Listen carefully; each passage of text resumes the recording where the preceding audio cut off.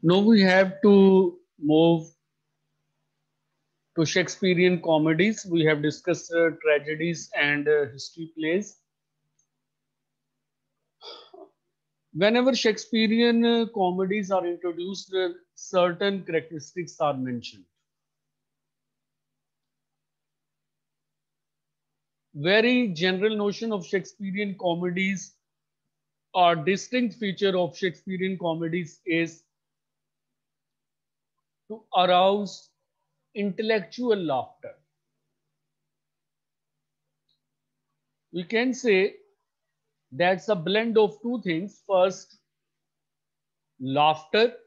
That's, you can say, the general trait of all the plays, all the comic plays, and distinct feature or particular feature is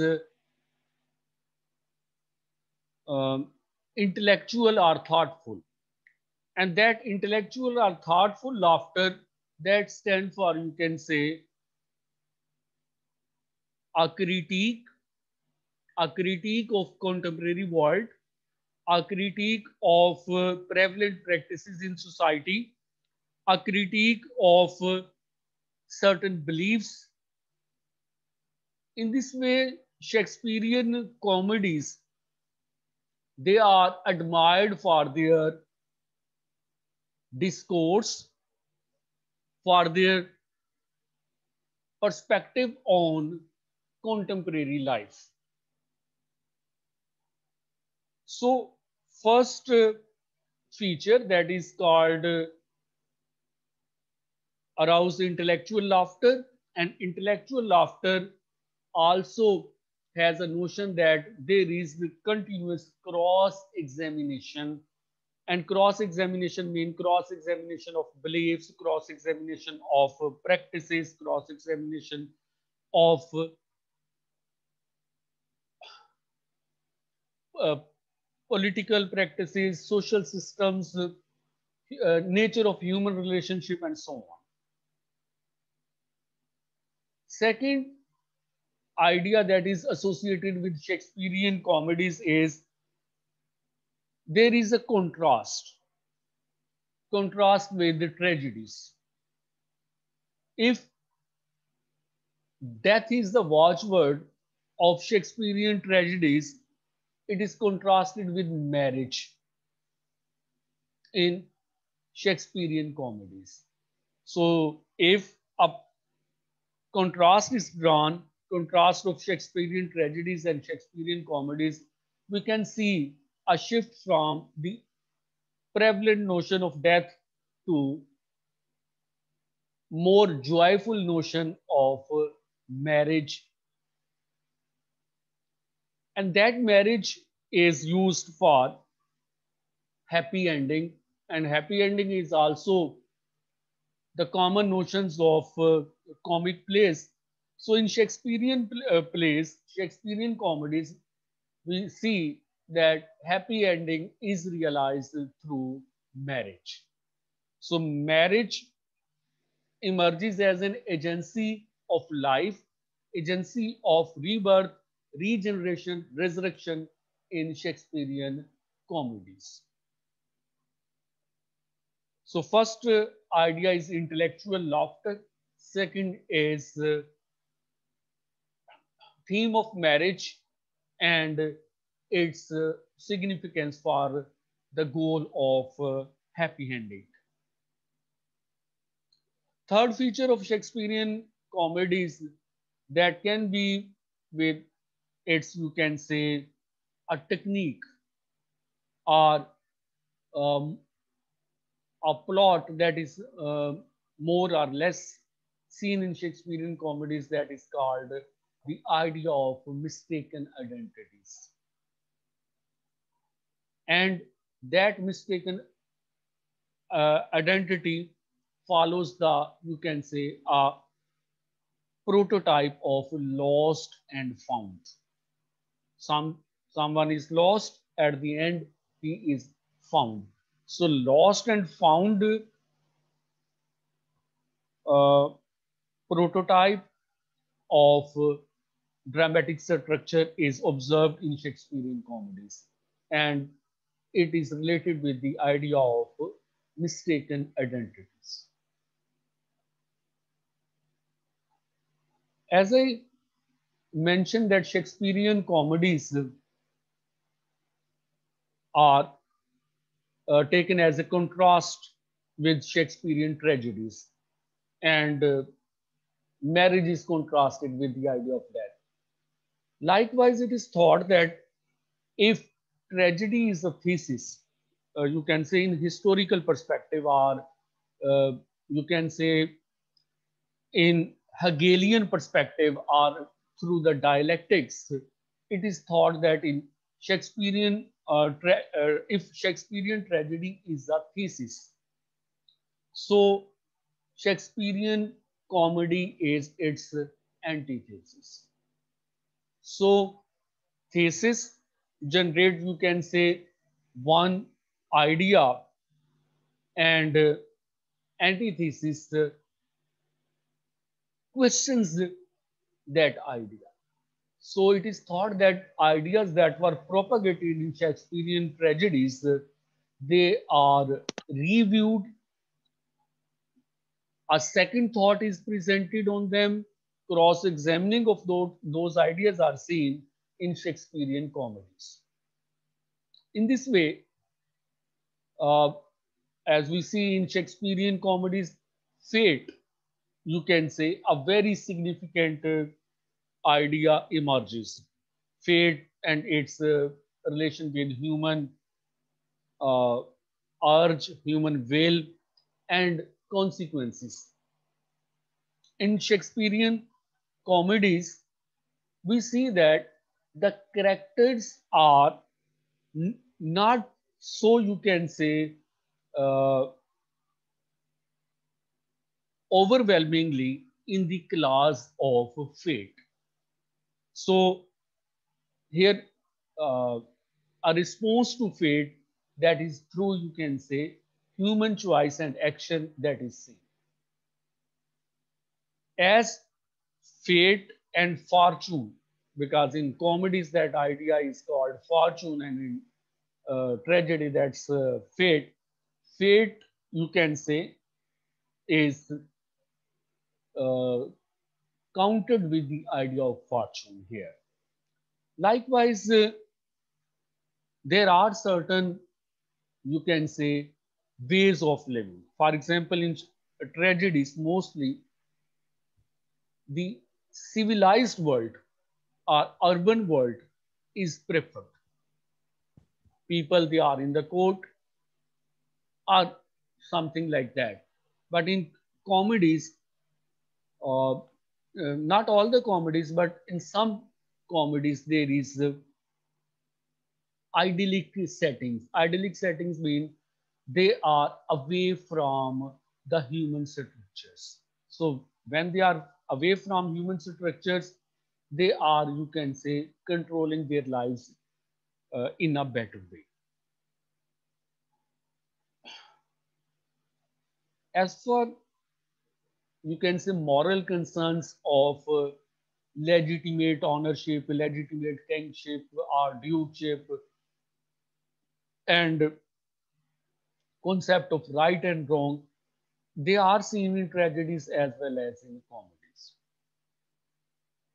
But in tragedies, we see that certain segment of society, for instance, women, they are more vulnerable in tragedies. But in Shakespearean comedies, they exercise their will.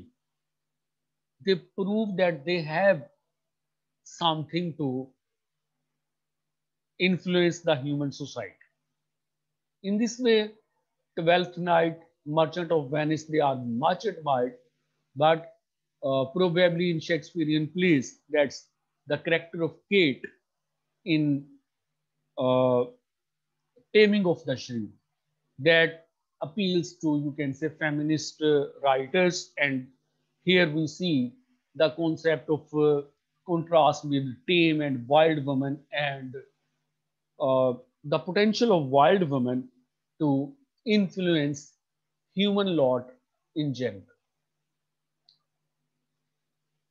Last point about Shakespearean comedies I have to say is structure of tragedies and comedies, they remain intact, mean five-act plays.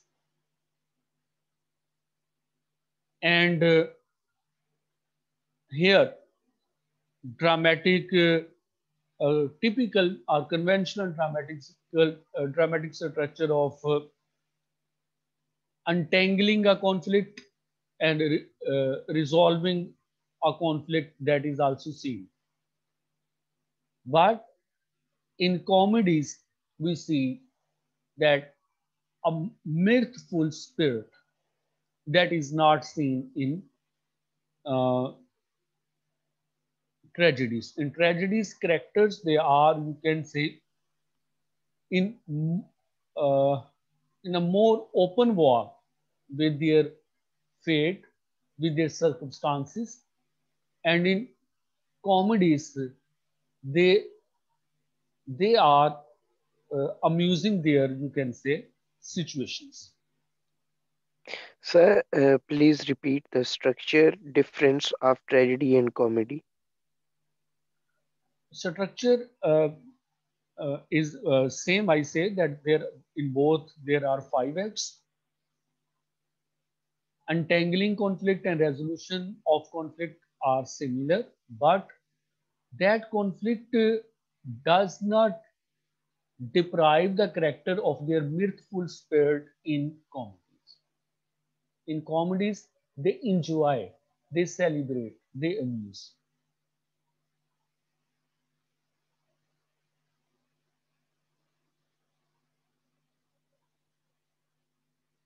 Shakespearean comedies, which are part of your course, they are also introduced as comedies, festive comedies. All the comedies are not festive comedies, but Twelfth Night or Merchant of Venice or As You Like It or Taming of the Shrew, A Midsummer Night's Dream, they are festive comedies. So, one of the festive comedies we will discuss today. Uh,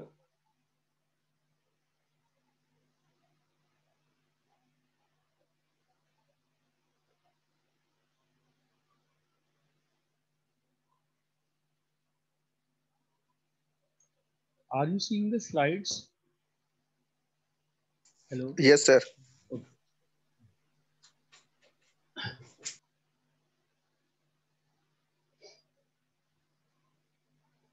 Twelfth Night. There is also a substitute title of this play, What You Will. So, main title, Twelfth Night, that has a connotation of a Christian, you can say, event that is actually celebrated on the 6th of January, and that is thought the 12th night after Christmas. So, uh, and it is associated with uh, the historic event of what we say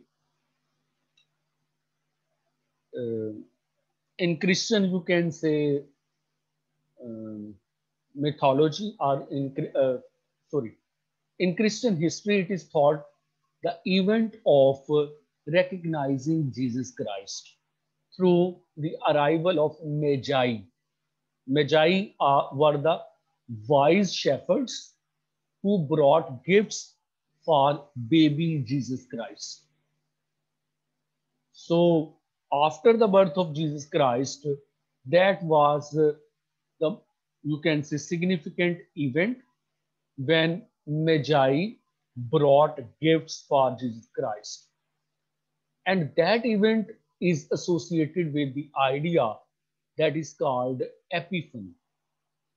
Epiphany means a sudden realization of something that changes our perspective about the past. So, even the things which have occurred in the past, they are seen in the new light with the new realization. So, 12th night, you can say one connotation or most significant connotation is 6th January, on the eve of 6th January, that's actually the 12th night, and that is celebrated in commemoration of the arrival of three magi and their gifts.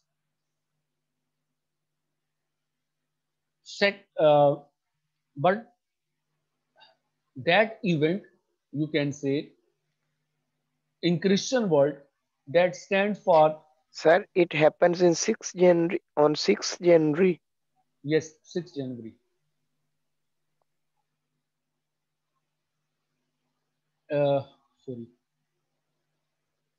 Yes, it stands for two, you can say, things. First is celebration, because you can say that day is also celebrated, uh, not to that extent, but to in the same spirit that is Christmas is celebrated. On the other side, that stand for genuine wisdom, a mature wisdom, a uh, power of second thought when man, you can say, grows grows up with new epiphany, with the new realization. So that's the, what we say, Christian allusion that can be seen in the title 12th night. But it's a subtitle. Instead of, you can say, uh, the first allusion of epiphany, it is more explicitly with the idea of what you will, mean more celebrating spirit of man that is seen here.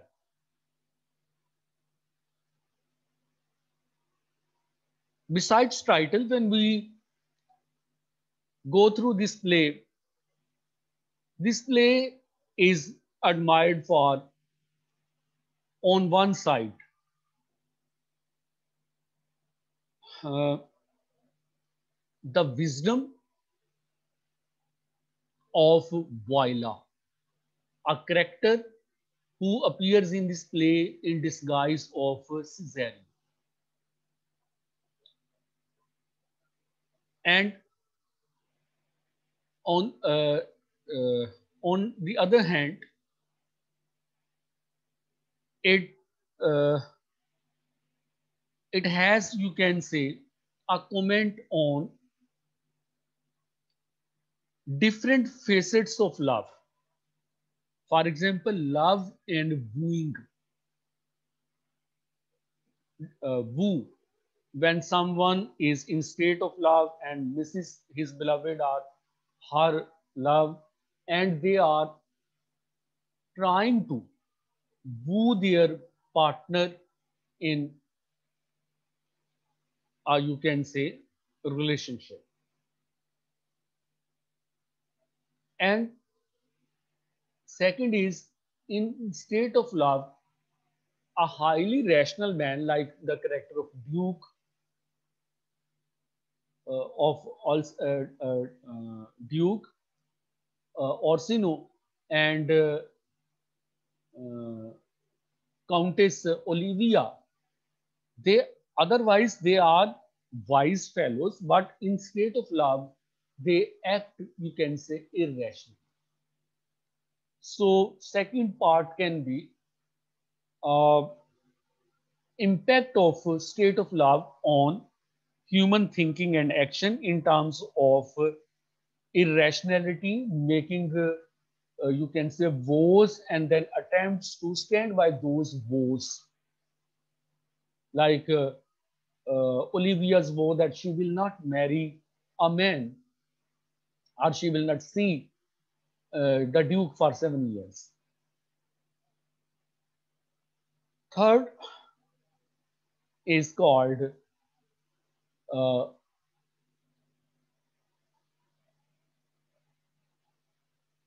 the idea of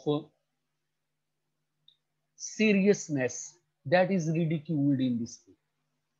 We see in life there is one spirit that is called Epicurean, and others, uh, Epicurean are contrasted with Stoics. Epicurean believe in enjoying life, and according to them, only purpose of human life is celebration of happiness. Eat, drink, and marry. That is the what we say the very generalized, sometimes called corrupt notion of Epicurean philosophy. And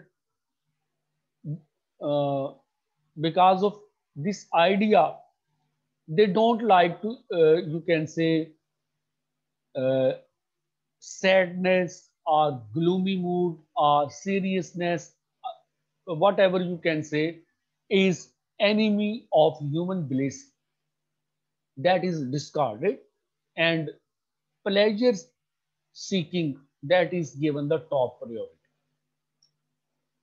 On the other side, these people are called Stoics. Stoics are also the philosophers. They have two ideas. First,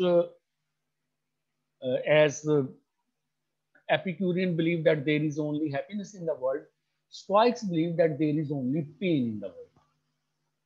But Stoics also suggest an idea for, you can say, happiness. And their idea is called resignation to fate.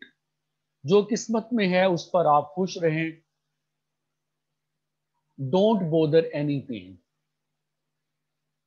Man should be able to bear the maximum pain. You can say height of endurance is thought the mean of happiness in Stoic philosophy. So Stoics, they have emphasis on endurance, struggle, effort, duty. One branch of Stoicism is called Christian Stoic, Christian Stoicism, and Christian Stoics believe that man should be dutiful. Actually, that philosophy of Stoics, that is ever looking serious, dutiful man, that character is actually in this play made fun. Malvolio is a character of this play who is Olivia's steward, and an embodiment of that idea that is called over seriousness. All the time, you can say, seeking success through serious effort and dutifulness. That group, that character actually, because it's the only one character in play, I can say that's Malvolio. That character is contrasted with, you can say, a small group of characters, uh, Sir Toby, Sir Andrew, Maria, and Clown and others. They are actually Epicurean characters, and they are pleasure seekers. So in this play, we see a discourse of Epicurean and Stoics, are happiness and over seriousness. Please, sir, move your slides.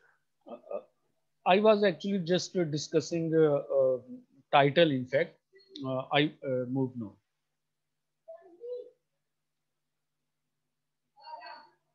As far sources of this play are considered, uh, there are several sources of this play, uh, but one Italian play,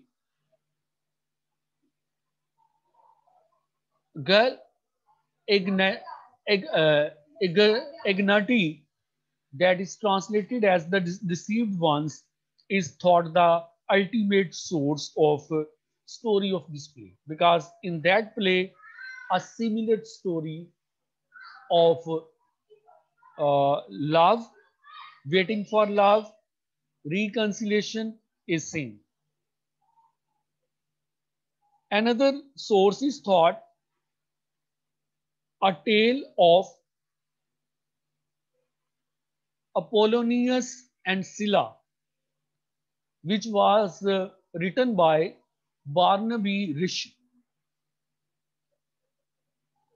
And you can say these two stories are largely the deceived one and in patches, Apollonius and Scylla. For you can say the poetic speeches, this second story is referred.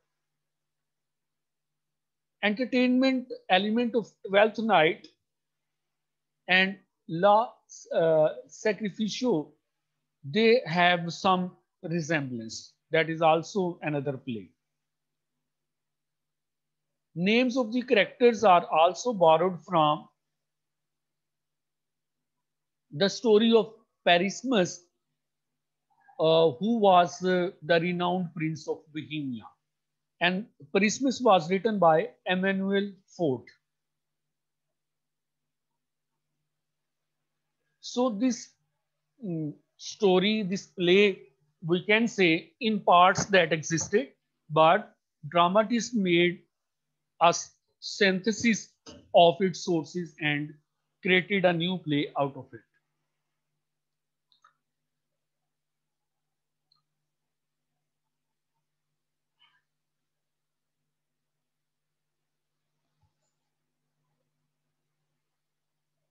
Duke of Illyria, there is the character Orsino. He is the male protagonist of this play because it is thought that protagonist of this play is Voila. So male protagonist we can say Ossi, who uh, in uh, in the beginning of the play or before opening the play, he was in love with Olivia, a countess, a woman of his rank, but she was resisting his advancing towards her. Other character is Voila. Voila and Sebastian. That's you can say two mm, out of the court characters, noble in intentions, but they are not courtiers, are not duke or duchess or countess. Uh, they actually face a shipwreck, and after that shipwreck, they are separated. Voila and Sebastian. They are twin brother and sister. Both resemble each other to utmost. Voila, after separation from his brother, from her brother Sebastian, makes a mind to meet her brother. Search her brother, and for that purpose, on the advice of her captain of her ship, she disguises as Cesario and meets